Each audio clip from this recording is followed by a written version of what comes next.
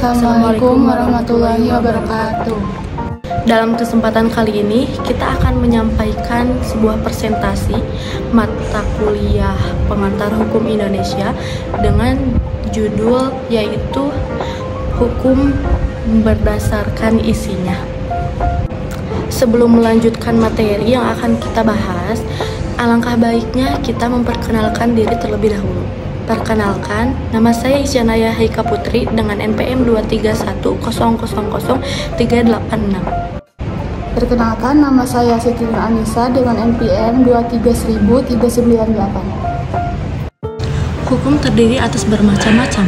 Untuk mengetahui tentang macam-macam hukum, ada beberapa penggolongan hukum, yaitu ada hukum berdasarkan sifatnya, hukum berdasarkan isinya, hukum berdasarkan wujudnya, hukum berdasarkan waktunya, ada juga hukum berdasarkan fungsinya.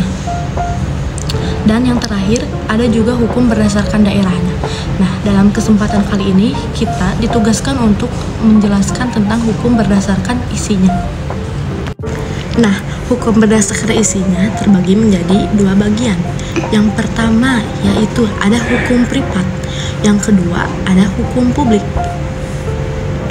Kita membahas ke bagian hukum yang pertama, yaitu hukum privat. Apa sih yang dimaksud hukum privat? Hukum privat adalah kumpulan yang mengatur hubungan-hubungan antara orang dengan menitik beratkan kepada kepentingan perseorangan. Jadi yang pada intinya hukum privat itu adalah hukum yang mengatur antar individu. Salah satu contohnya yaitu seperti hukum waris, yang mana hukum waris di situ sistem hukumnya secara individual atau perorangan. Yang kedua ada hukum publik. Apa sih hukum publik itu? Hukum publik adalah kumpulan hukum yang mengatur hubungan-hubungan antar negara dengan alat perlengkapannya atau negara dengan perorangan. Hukum publik bertujuan untuk melindungi kepentingan umum. Hukum publik juga bisa disebut dengan hukum negara. Seperti salah satu contohnya adalah hukum pidana yang mengatur terkait pelanggaran dan kejahatan atau bisa juga korupsi serta memuat larangan dan sanksi. Contoh-contoh hukum privat ada banyak. Yang pertama ada hukum keluarga, yang kedua ada hukum benda, yang ketiga ada hukum perikatan, yang keempat ada hukum waris, dan yang kelima ada hukum dagang. Contoh hukum publik ada 4, yaitu yang pertama ada hukum pidana, yang kedua hukum tata negara, yang ketiga hukum acara, dan yang keempat ada hukum perdata.